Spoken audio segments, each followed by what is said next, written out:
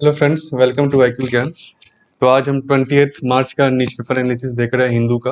तो इसमें हम न्यूज़ जो इम्पोर्टेंट न्यूज़ है आपका और एडिटोरियल उन सबको कवर करेंगे। और जो इम्पोर्टेंट टर्म्स या उसमें कुछ स्कीम्स के बारे में कहा गया है, उसको हम एक्सप्लेन करके नोट्स भी मैं दूंगा उसका। तो आप जरूर अपनी कॉपी किताब लेकर के कॉपी कलम लेकर के बैठे और नोट्स जो भी आपको इम्पोर्टेंट लगे उसको नोट डाउन कर ले।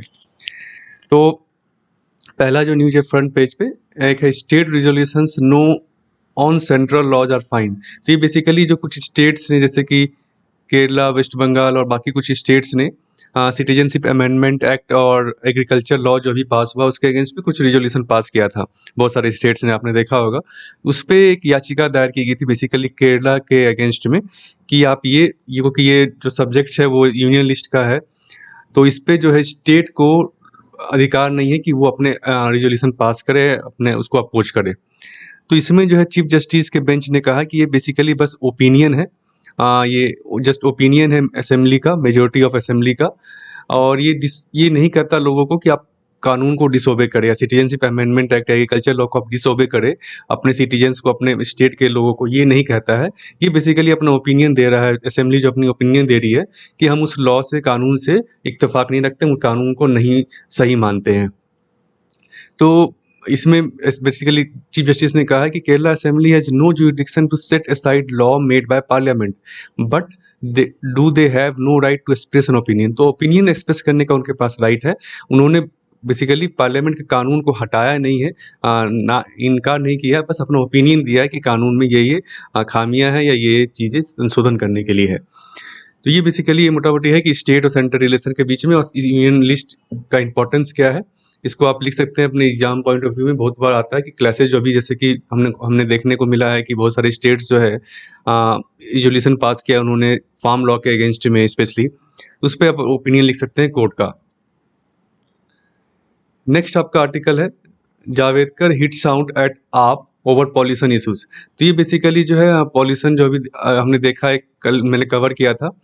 वर्ल्ड एयर क्वालिटी रिपोर्ट आई है, IQ एयर जो स्विस ऑर्गेनाइजेशन, उन्होंने रिपोर्ट दिया है। तो उसमें 15 शहरों में से 13 शहर जो है इंडिया के हैं टॉप मोस्ट पॉल्यूटेड सिटीज़।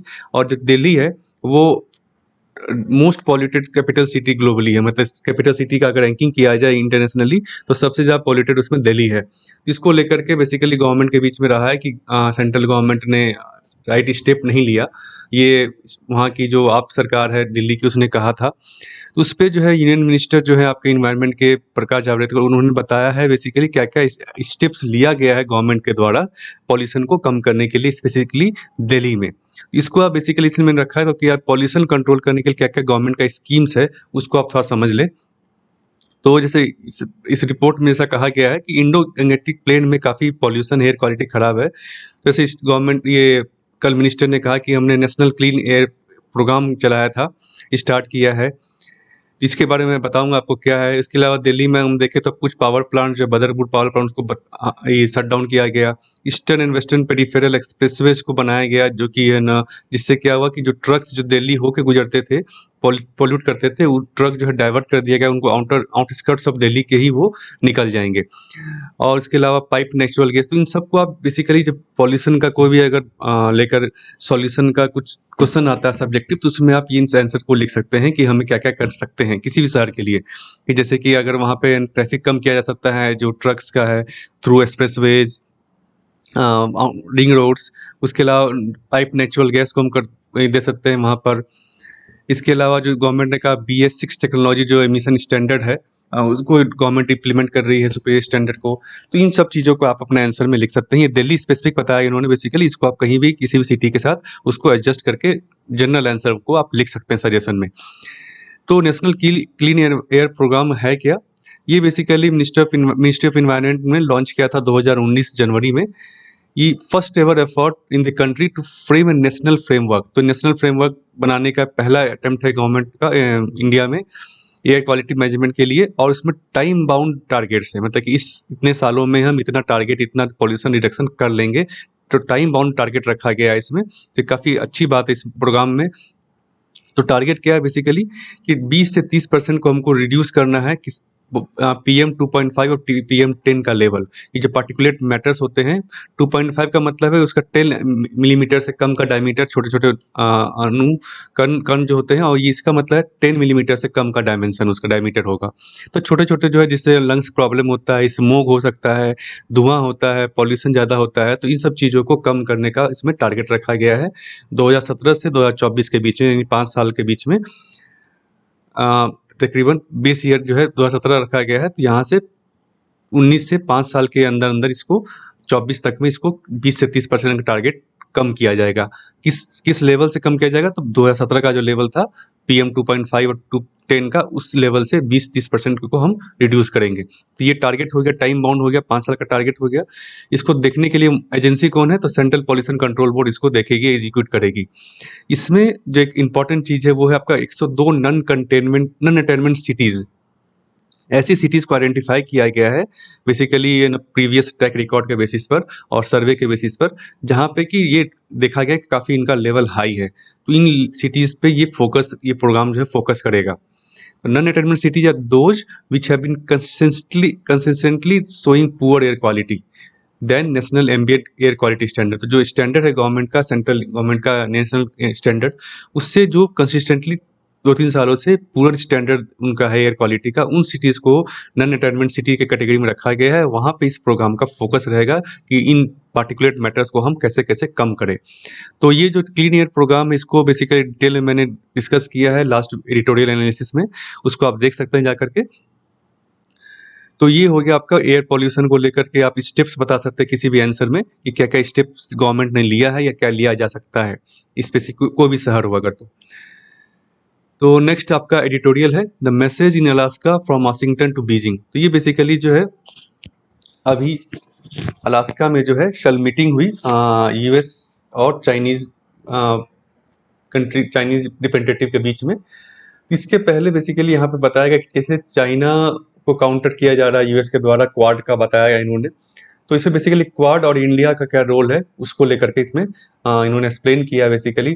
तो जो इश्यूज है डिस्कशन का चाइना के साथ, बेसिकली US का जो क्वाड पार्टनर्स ने, क्वाड कंट्रीज ने अपना बताया था, पहला है Chinese coercion of Australia, harassment around this Senkaku island. ये बेसिकली जापान के पोजीशन में एक तरह से है, जिसपे कि है ना दूसरे देश भी है अपना क्लेम करते हैं। तो चाइना का इस यहाँ पे है, और उसके बाद इंडिया का जो बॉर्डर क्लैश रहा है अभी हमने देखा LAC पे। तो इन सारा इशू जो वैसे चाइना के साथ जो इशू है कोऑर्डिनेशन का, तो उसको लेकर के क्वाड ने भी थोड़े दिन पहले मीटिंग हुई थी, क्वाड का समिट हुआ था। तो इसी इशूज को बेसिकली US भी डिस्कस करेगा चाइना के साथ। तो इसमें जब क्वाड हुआ उसके बारे में इन्होंने बताया राइटर ने कैसे वो इम्पोर्टेंट है। तो इसमें से हमने लास्ट 2 एडिटोरियल में इसको देखा भी है कि 3C वर्किंग ग्रुप इसमें बनाया गया क्वाड में। कोविड वैक्सीन पे पहला C, दूसरा क्लाइमेट चेंज, और तीसरा क्रिटिकल टेक्नोलॉजी, और चौथा C जो मेंशन हुआ क्वाड में वो था चाइना के, बिना नाम लिए चाइना का मेंशन हुआ कि कैसे वो एक इंडो पैसिफिक में जो है आपका फ्री इंडो पैसिफिक को बनाने में एक काउंटर कर रहा है। तो वैक्सीन की बात करें पहला, तो इसमें काफ़ी इंडिया को बूस्ट मिला, इन फार्मास्यूटिकल सेक्टर को काफ़ी बूस्ट मिलेगा। इंडिया का फार्मास्यूटिकल सेक्टर का एक अच्छा नाम हुआ है। इसके अलावा इसको डिसीजन लिया गया है कि 1 बिलियन वैक्सीन डोजेज जो इंडिया बनाएगा डिस्ट्रीब्यूट करने के लिए south east Asian India Pacific region में, साउथ ईस्ट एशिया में डिस्ट्रीब्यूट करने के लिए। इसके लिए बेसिकली यहाँ बताया गया इंडिया को अपना कैपेसिटी जो है क्या करना पड़ेगा, कैपेसिटी को और रैंप अप करना पड़ेगा, बढ़ाना पड़ेगा, और फंडिंग की भी जरूरत होगी। अगर ये कर लेता है इंडिया तो इसका जो है testimony of the power of quad cooperation if realise अगर होता है तो ये पहला हो गया। इसके साथ इन्होंने बेसिकली कहा कि इंडिया जो नहीं हो पाया, जो करना चाहिए था वो था कि इंडिया जो WTA में प्ली है कि रिलैक्सेशन इन इंटेलेक्चुअल प्रॉपर्टी को लेकर के, ताकि ये कोविड वैक्सीनेशन में और बढ़ाया जा सके, तो उसको लेकर के बात नहीं हुई। तो ये एक इशू है यहाँ पर अभी भी WTO में, इसको आप अवॉइड कर सकते हैं। बेसिकली जो वैक्सीन का हो गया। दूसरा जो था आपका C वो है क्लाइमेट चेंज। इस पे एक फ़ायदा इंडिया जो USA जो वॉकआउट कर चुका था पेरिस अकॉर्ड से ट्रम्प गवर्नमेंट के समय में, इसमें बेसिकली USA फिर से वापस आया। इसने कहा कि हम ग्रीन क्लाइमेट फंड में भी फंडिंग करेगी USA, लेकिन India still awaits a larger part of $1.4 billion commitment by the US to finance solar technology 2016। तो उस समय यूएस गवर्नमेंट ने प्रॉमिस किया था कि 1.4 बिलियन जो है कमिटी फंडिंग करेगी इंडिया के सोलर कैपेसिटी टेक्नोलॉजी में, जो अभी तक नहीं हुआ है, तो ये एक्सपेक्टेड है इंडिया को ये मिलना चाहिए। दूसरा जो एक चीज़ है कंसर्न अभी, कि इंटरनेशनल सोलर अलायंस जो इंडिया ने फाउंड किया है फ्रांस के साथ, उसको अभी तक यूएसए ने ज्वाइन नहीं किया है। अगर यूएसए ज्वाइन करता है तो इसको काफ़ी बूस्ट मिलेगा। तो ये दो चीज़ें हैं जो उसके अलावा में क्लाइमेट चेंज को लेकर के ये दो चीज़ें हैं इंपॉर्टेंट, जो क्वाड अचीव कर सकता है फ्यूचर में, जो जिससे इंडिया को एक बूस्ट मिलेगा। तीसरा है क्रिटिकल टेक्नोलॉजी। इससे क्या फ़ायदा होगा इंडिया को, इसमें भी डिसीजन लिया गया कि कॉपरेट किया जाएगा, बेसिकली टेक्नोलॉजी ट्रांसफ़र होगा, नो हाउ होगा। इससे इंडिया को क्या फ़ायदा होगा, तो इसका dependence on Chinese telecom equipment जो है इंडिया का कम हो जाएगा। इसके अलावा finding new sources of rare earth minerals जो है, जो कि इससे इंडिया को बेसिकली फ़ायदा होगा। लेकिन कंसर्न भी है। कंसर्न क्या है कि ऐसा ना हो कोई rule making on digital economy और डाटा लोकलाइजेशन, ये नहीं होना चाहिए। ये इंडिया अपोज करेगा कि ऐसा नहीं कि डाटा लोकलाइजेशन पे कोई नया रूल बनाया जाए। तो ये हर चीज़ के साथ बेसिकली इन्होंने हर पॉइंट के साथ जो कंसर्न बताया है, वैक्सीन में क्या कंसर्न है, क्लाइमेट चेंज में क्या कंसर्न है, इंडिया को क्या और क्या होना चाहिए जिससे इंडिया का और फास्ट फ़ायदा होगा, और तीसरा है क्रिटिकल टेक्नोलॉजी में, उसमें और क्या होने की ज़रूरत है। चौथा जो सी है वो है चाइना। इस पे अभी तक अनक्लियर है, किसी को डिसीजन नहीं लिया गया, नाम नहीं लिया गया। तो इंडिया के साथ ये क्या प्रॉब्लम है, इंडिया के का चाइना के साथ रिलेशन एक अलग है बाकी क्वाड कंट्रीज के साथ अगर हम का कंपेयर करें तो इंडिया जो है basically only quad member, not a part of military alliance that binds other. Military alliance का पार्ट नहीं है, हम कहें जापान, ऑस्ट्रेलिया, यूएसए जो तीनों मिलिट्री अलायंस में है, इंडिया नहीं है। उसके अलावा इंडिया सिर्फ इंडिया ही है क्वाड मेंबर जो कि जिसका लैंड बाउंड्री है चाइना के साथ, और India is only quad country which lives in neighbourhood where China has made deep inroads. जैसे कि बांग्लादेश में हमने देखा, पाकिस्तान में काफ़ी इनरोड्स किया उन्होंने, श्रीलंका में भी पोर्ट टर्मिनल्स है, म्यांमार में है। तो इसीलिए इंडिया का रिलेशन जो इंडिया जैसे सिर्फ क्वाड के लाइन पे नहीं चल सकता है, इंडिया को चाइना के साथ एक कॉर्डियल रिलेशन बना के भी चलना होगा। इसके अलावा जो वायलेंस हमने देखा एलएसी में हुआ अभी, तो उसको लेकर के इंडिया को 3 long term impact on India strategic planning. पहला, इंडिया को अब इस अपना ज़्यादा रिसोर्सेज और ट्रूप्स इंफ्रास्ट्रक्चर देना होगा एलएसी में, इसलिए वो जो इंडो पैसिफिक में जो मैरीटाइम जो है उस पर ज़्यादा वो टाइम नहीं दे सकता है, ज़्यादा खर्च नहीं कर सकता है। दूसरा है, India's most potent territorial threats will not be from either China और पाकिस्तान बट फ्रॉम बोथ। तो ये कहा गया कि इंडिया का जो टेरिटोरियल थ्रेट है सिर्फ आइदर चाइना पाकिस्तान नहीं, बल्कि दोनों की तरफ से इंडिया को टेरिटोरियल थ्रेट है, तो उस पर इंडिया को ज़्यादा देखने की ज़रूरत है। तीसरा, कॉन्टिनेंटल थ्रेट परसेप्शन जो इंडिया का, उसको इंडिया को प्रायोरिटाइज करना पड़ेगा कंपेयर टू जो मैरीटाइम कमिटमेंट्स जो क्वाड कह रहा है इंडिया से कि आप पैसिफिक में, इंडो पैसिफिक में ज़्यादा जो फोर्स रखिए, मैरीटाइम सिक्योरिटी बढ़ाइए। तो उससे ज़्यादा इंडिया को जो भी इंडिया का अपना जो कंसर्न है वो कॉन्टिनेंटल है, लैंड बाउंड्री जो चाइना के साथ और पाकिस्तान के साथ बेसिकली है, तो इस पर इंडिया को ज़्यादा फोकस करने की ज़रूरत है। तो क्वाड के साथ इंडिया को फ़ायदा भी है कुछ, लेकिन उसके साथ ही साथ इंडिया का एक अलग बेसिकली अपना कुछ अलग कमिटमेंट्स है जिसको इंडिया को देखना होगा। तो ये बेसिकली पूरे एडिटोरियल में बताया गया है। नेक्स्ट हम एडिटोरियल की तरफ मूव करते हैं। ये है आपका booster shot for India vaccination plan. तो ये बेसिकली जो है वैक्सीनेशन प्लान जो इंडिया का चल रहा है उसको कैसे और हम बढ़ा सकते हैं, कैसे इंडिया को और उसको फास्ट कर सकता है, उसके बारे में इसमें बताया गया है। एक तो यहाँ पे बेसिकली बताया गया कैसे इंडिया अच्छा कर रहा है। थर्ड ऑफ जितना वैक्सीनेशन हो रहा है इंडिया और ऑल ओवर द वर्ल्ड, उसमें 1/3 जो इंडिया में हो रहा है फिजिकली, लेकिन अभी भी थोड़ा कम है अगर हम वर्ल्ड लेवल पे पर पॉपुलेशन लेवल पे हम बात करें तो इंडिया ने अभी 30 करोड़ लोगों का ना टारगेट रखा है बेसिकली, लेकिन कोई डिफिनिट टाइम फ्रेम इसके साथ नहीं है कि कितने टाइम फ्रेम में हम स्पेशली इसको अचीव कर लेंगे। यहाँ पे राइटर का कहना है बेसिकली कि हम जो है 10 मिलियन वैक्सीन 10 मिलियन यानी कि 1 करोड़ वैक्सीनेशन डेली कर सकते हैं। इसके लिए हमको कुछ करने की ज़रूरत है, कुछ कैपेसिटी इन्हेंस करने की ज़रूरत है। ये बेसिकली इन्होंने पूरे आर्टिकल में बताया है। तो इससे क्या होगा कि 2-3 महीने में बेसिकली ज़्यादा लोगों को कवर कर पाएंगे, और इससे जो अभी जो हम सेकेंड वेव देख रहे हैं तरह से उसको हम कंट्रोल कर पाएंगे। इंडिया के पास बहुत सारे ट्रेंड वैक्सीनेटर है, तकरीबन 3 करोड़। इसके अलावा अगर हम प्राइवेट हेल्थ फैसिलिटीज़ को भी इनरोल कर ले, उसके वैक्सीनेटर को भी हम इनरोल कर ले, तो हम उस चीज़ को 7 से 10 मिलियन जो डोजेज पर डे हम दे सकते हैं लोगों को। तो ये एक स्टेप ये हो गया कि आप कैसे इसको और बढ़ा सकते हैं। तो प्राइवेट फैसिलिटी को हमको इनरोल करने की ज़रूरत है। उसके अलावा स्टॉक पाइल प्रोडक्शन जो उसको बढ़ाना पड़ेगा इंडिया को। इसके लिए क्या ज़रूरत है पहला तो एक तो हमारी अपनी वैक्सीन जो हमने कोवैक्सीन और कोविशील्ड को अप्रूवल दे रखा है, इसके अलावा हमें ज़रूरत है कि हम बाकी वैक्सीन को भी जो इंटरनेशनली रिकॉग्नाइज है, जैसे फाइजर हो गया, मॉडर्ना हो गया, स्पुतनिक हो गया रसिया का, इसको हमको अप्रूव कर देना चाहिए।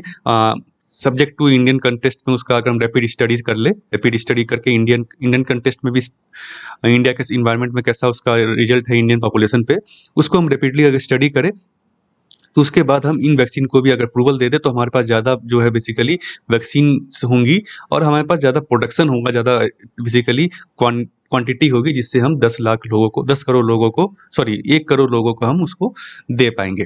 तो ये दूसरा स्टेप हो गया। दूसरा चीज़ हम कर सकते हैं, जैसे रसिया के साथ ऑलरेडी हमारा ट्रायल चल रहा है, local production of Sputnik already हमारा चल रहा है और उसके साथ ही साथ ट्रायल भी चल रहा है स्पुतनिक का। इसी तरह बाकी जो वैक्सीन है जॉनसन जॉनसन का होगा, फाइजर हो गया, मॉडर्ना होगा, इसको भी हमें लिस्ट में देना चाहिए, इमरजेंसी यूज ऑथराइजेशन हम दे सकते हैं। इसके अलावा regulated sales in private market should be use as careful option to accelerate the vaccine programme. तो ये तीसरा स्टेप, तीसरा सजेशन इन्होंने दिया है कि प्राइवेट मार्केट में इसको हमको सेल स्टार्ट कर देना चाहिए रेगुलेटेड तरीके से, ताकि प्राइस को हम कैप कर सके और क्वालिटी को हम एश्योर कर सकें।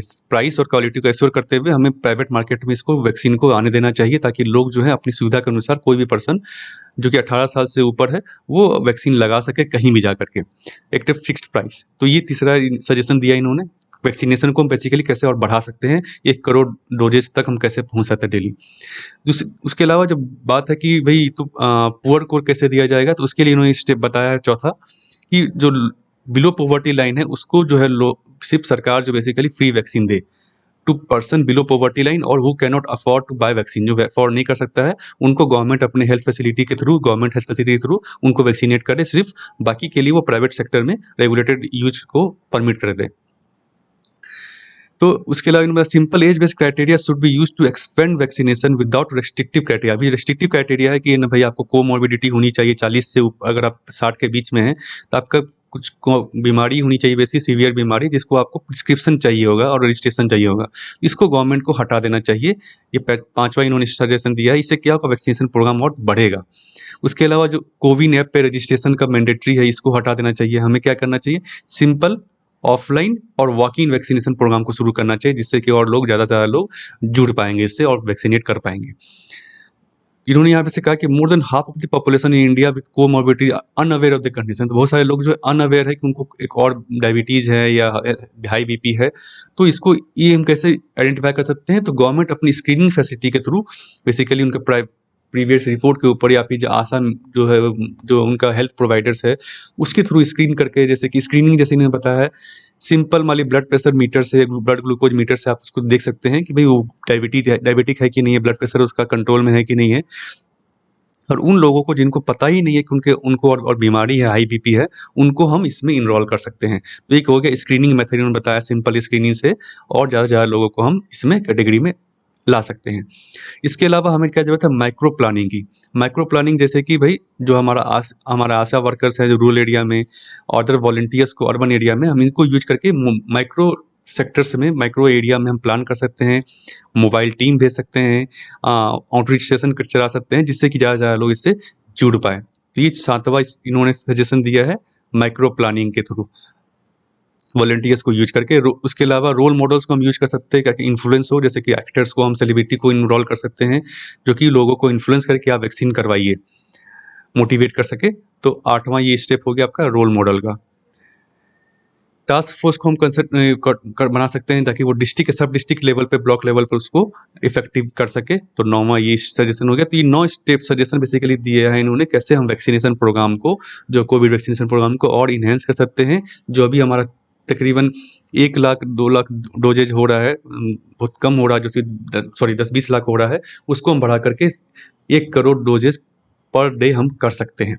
तो ये सजेशन है, स्टेप से इसको आप लिख सकते हैं अपने आंसर में।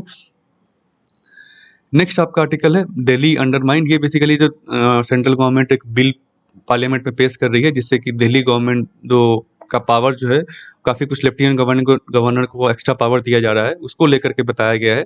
ये ऑलरेडी मैंने प्रीवियस आर्टिकल्स में कवर किया है, प्रीवियस एनालिसिस में। तो इस जो बेसिकली जो कहा गया, सुप्रीम कोर्ट ने 2018 में एक वर्डिक्ट दिया था कि लेफ्टिनेंट गवर्नर जो है basically has not been interested with any decision independent decision making power. तो उनके पास इंडिपेंडेंट डिसीजन मेकिंग पावर नहीं है, जो कि इलेक्टेड गवर्नमेंट है उसी के पास पावर है। उनको जो है लेफ्टिनेंट गवर्नर को काउंसिल ऑफ मिनिस्टर के एड एंड एडवाइस पे काम करना होगा, या फिर जो प्रेसिडेंट उसको डायरेक्शन देंगे इम्प्लीमेंट करने के, डिसीजन करेंगे, वही उसको इम्प्लीमेंट करना होगा। इसके अलावा लेफ्टिनेंट गवर्नर के पास इंडिपेंडेंट कोई पावर नहीं है। और उसी के अलावा स्टेट के पास जो असेंबली जो है उसके पास स्टेट और कंकरेंट लिस्ट को जितने भी सब्जेक्ट है उसको लेकर के पावर है रूल बनाने का, एक्सेप्ट जो पब्लिक ऑर्डर, लैंड और पुलिस जो है उसको छोड़ करके सारे चीज़ के पावर जो असेंबली के पास है। इसके अलावा ये नहीं कि जो पावर है लेफ्टिनेंट गवर्नर के पास है उसकी वो अगर डिफरेंस ऑफ ओपिनियन होता है तो उसको रेफर कर सकते हैं प्रेसिडेंट के पास। इसका मतलब नहीं कि हर मैटर को वो रेफर करें। जो ऐसा कोई मैटर है क्या नाम है, रिलेटेड मैटर्स जो है इंपॉर्टेंट मैटर्स उसी को रेफर किया जाना चाहिए, हर मैटर को रेफर करना सही नहीं है। तो इस सब चीज़ों को बेसिकली सुप्रीम कोर्ट ने जजमेंट दिया था 2018 में। तो ये माना जा रहा है कि इस जो बिल जो है, राइटर का कहना है कि बिल जो है उन स्कीम्स को, वो जो सुप्रीम कोर्ट का जो जजमेंट था उसको वायलेट कर रहा है एक तरह से। तो उसी के बारे में the clause that declares wide any rule, यहाँ पे कहा गया कि कोई भी रूल जो भी असेंबली या कमेटी डिस्कस नहीं कर सकती है डे टू डे एडमिनिस्ट्रेशन को, तो ये वायलेट करेगा उसको बेसिकली। उसके अलावा यहाँ पे कहा गया does not mean that administrator is given opportunity to come up with a different opinion every decision made by ministry. तो ये बेसिकली कहा गया था, सुप्रीम कोर्ट ने जजमेंट दिया था। तो इसी को लेकर के बेसिकली अभी जो बिल पेश किया है उसको अपोजिशन जो है यहाँ पे किया जा रहा है कि कैसे वो सही नहीं है। नेक्स्ट आपका Lok Sabha passes bill on Devendra Kula Velalars. ये बेसिकली जो तमिलनाडु के कुछ है ना कास्ट है, उनका नोमेनक्लेचर चेंज किया गया है बेसिकली। तो ये प्रीलिम्स पॉइंट ऑफ व्यू से मैंने रखा है कि ये है कौन, देवेंद्र कुल वेल्डर्स। ये basically पल्लार्स who prefer to call at Malars, it is Tamil subcaste of peasant found in Tamil Nadu. तो पीजेंट सबकास्ट है। ये अपने आप को देवेंद्र कुल मल्हार कहते हैं, मतलब इसका ये है कि क्रिएटेड बाय गॉड देवेंद्र। तो ये प्रीलिम्स पॉइंट ऑफ व्यू से रखा है कि ये कहाँ पे है भाई, तमिलनाडु में पीजेंट क्लास है, और देवेंद्र मतलब गॉड देवेंद्र से ये बन के आए हैं, इनका मानना है। तो ये बेसिकली प्रीलिम्स के लिए मैंने रखा है सिर्फ। नेक्स्ट आपका है scrap 1886 lease agreement, lease on Mullaperiyar dam. ये बेसिकली सुप्रीम कोर्ट में अर्जी फाइल की गई थी, इस एग्रीमेंट को जो है आप क्या नाम स्क्रैप कर दिए लीज एग्रीमेंट को, जो कि किसके बीच में साइन हुआ था, महाराजा ऑफ ट्रेवनकोर और British secretary of state in for India in council for Periyar project 1886 में ये साइन हुआ था, जिसमें कि तमिलनाडु को दिया गया था कि आप गवर्न करेंगे ये डैम को, और केरला की जमीन पर ये बना हुआ है, लैंडलॉर्ड एक तरह से।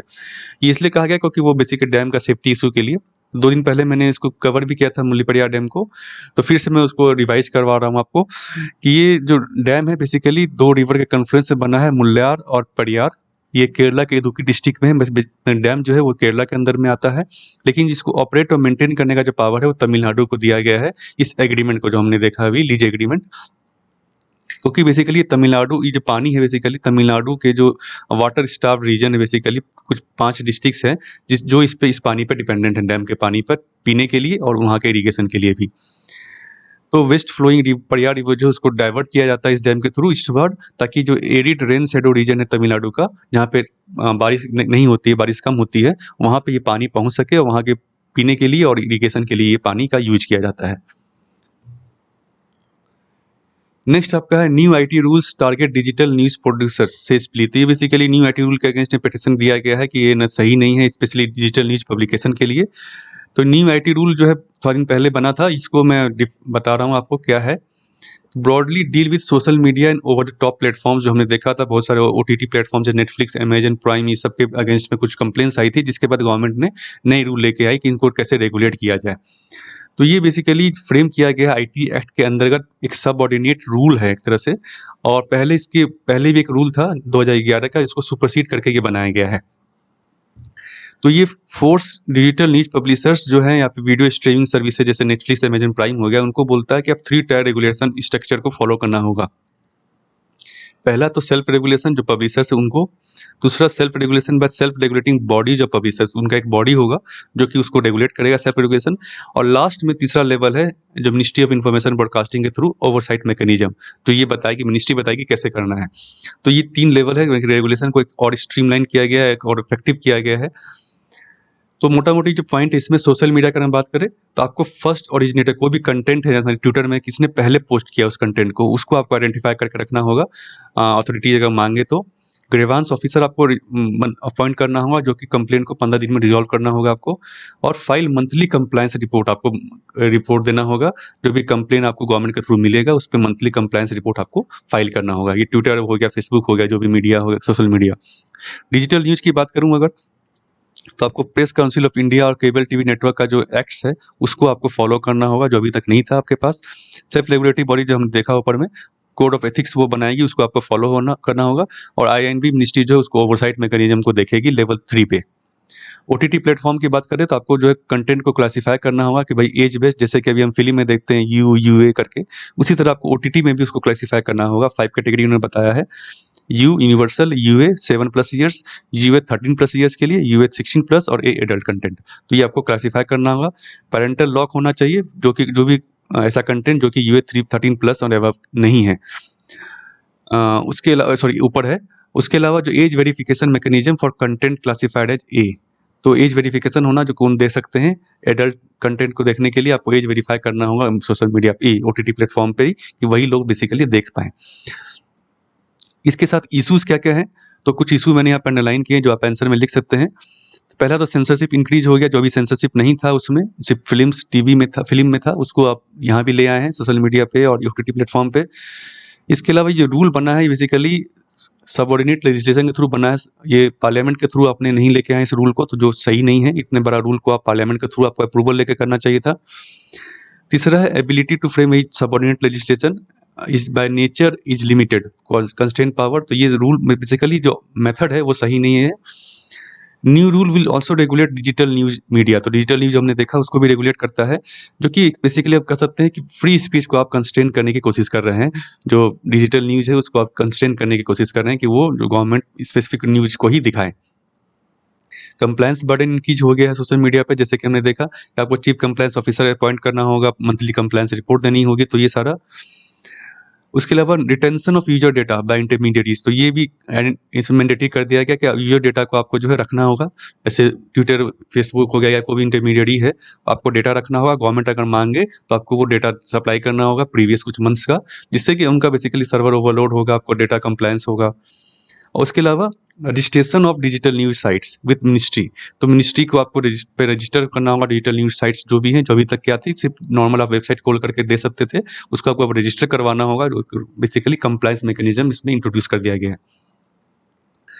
नेक्स्ट आपका है government question global hunger index method, तो ये ग्लोबल हंगर इंडेक्स में बेसिकली अभी जो नया रिपोर्ट आया लेटेस्ट, उसमें 94th पोजीशन दिया गया इंडिया को आउट ऑफ 107 कंट्रीज, तो काफ़ी लो पोजीशन है। इसको लेकर के जो मिनिस्टर हैं आपका एग्रीकल्चर मिनिस्टर, उन्होंने बेसिकली कहा कि हमने लिखा है जो एनजीओ हैं इसको जो कंपाइल करते हैं कि आप अपना मेथोडोलॉजी बताएं, और आपका मेथोडोलॉजी गलत है बेसिकली। तो ग्लोबल हंगर इंडेक्स क्या है, इसको मैंने डिफाइन किया, बताया बेसिकली ये जो है कंसर्न वर्ल्ड वाइड और वेस्टर्न हंगर लाइफ, ये जो है ये दोनों मिलकर इसको पब्लिश करते हैं एनुअली, हर साल पब्लिश होता है। पहला रिपोर्ट जो 2006 में आया था, इसमें बेसिकली 4 इंडिकेटर है। पहला इंडिकेटर अंडर नॉरिशमेंट, तो कितने % पॉपुलेशन जो कि जिसे कैलोरी इंटेक कम है बच्चे।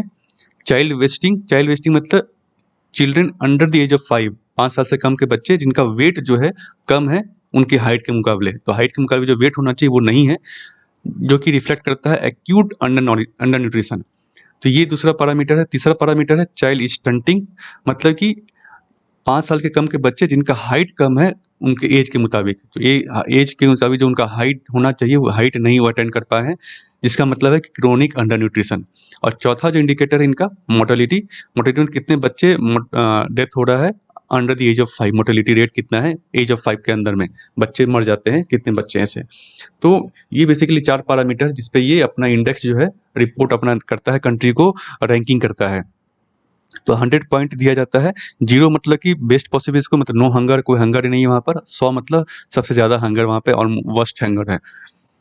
तो इसमें बेसिकली 4 इंडिकेटर्स हमने देखा बेसिकली, और 3 जो है उसमें पैरामीटर है। तो 33%, 33% और 33% रैंकिंग यहाँ दिया गया है। वेस्टिंग और स्टंटिंग जो है वो 33% का हाफ हो गया, आपका 16.7% समझ लीजिए। इन दोनों को का ना वेटेज है। तो वेटेज की बात करूँ तो ये 4 वेटेज है इंडिकेटर्स का। नेक्स्ट आपका आर्टिकल है 6 टाइगर्स मिसिंग इन रणथंभौर। तो रणथंभौर में बेसिकली देखा गया कि 6 टाइगर मिसिंग है, उस पर रिपोर्ट चल रही है। तो रणथंभौर है क्या, इसको मैंने बताया प्रीलिम्स के लिए आपका मैप लोकेशन के लिए भी। ये जो है ईस्टर्न पार्ट ऑफ राजस्थान में लोकेट होता है, ये जो रणथंभौर टाइगर रिजर्व है, और ये करौली एंड सवाई माधोपुर डिस्ट्रिक्ट में ये कवर करता है इसको, राजस्थान के सवाई माधोपुर डिस्ट्रिक्ट और करौली डिस्ट्रिक्ट में, और जंक्शन ऑफ अरावली और विंध्या हिल रेंजेस, दोनों जो हिल रेंजेज है उसके कंजंक्शन पे ये बना हुआ है। इसमें बेसिकली 2 नेशनल पार्क और सेंचुरी है, एक रणथंभौर नेशनल पार्क है, दूसरा सवाई मानसिंह एंड केला देवी सेंचुरीज, ये सब इसी रणथंभौर टाइगर रिजर्व के अंदर में आता है कंबाइंड। ये जो फॉरेस्ट टाइप है ये ट्रॉपिकल ड्राई डिसिडुअस फॉरेस्ट है, और इसमें धाक एक स्पीसीज है सबसे ज़्यादा पाई जाती है यहाँ पर, जो कि ड्रॉट झेलने में काफ़ी स्पेसिफिक है, तो ये यहाँ पे ज़्यादा पाई जाती है ट्री स्पेसीज। लोकेशन की अगर बात करें तो ये रणथंभौर लोकेशन आप देख रहे हैं राजस्थान के ईस्टर्न बॉर्डर पे है, बेसिकली एमपी के सटा हुआ। तो यहाँ पे मैप लोकेशन अगर आपको आता है या ज्योग्राफी आपका ऑप्शनल है तो उसमें आप देख सकते हैं। बाकी नेशनल पार्क को भी हमने यहाँ दिखाया है, तो ज़्यादा इंपॉर्टेंट अभी जो है रणथंभौर है। तो फ्रेंड्स ये था आज का हिंदू एनालिसिस। होप आपको वीडियो अच्छा लगा, तो अगर आप जरूर लाइक करें और सब्सक्राइब करें इस चैनल को, और बेल नोटिफिकेशन दबाएं ताकि आप आगे वाले वीडियो को मिस नहीं करें। Thank you friends.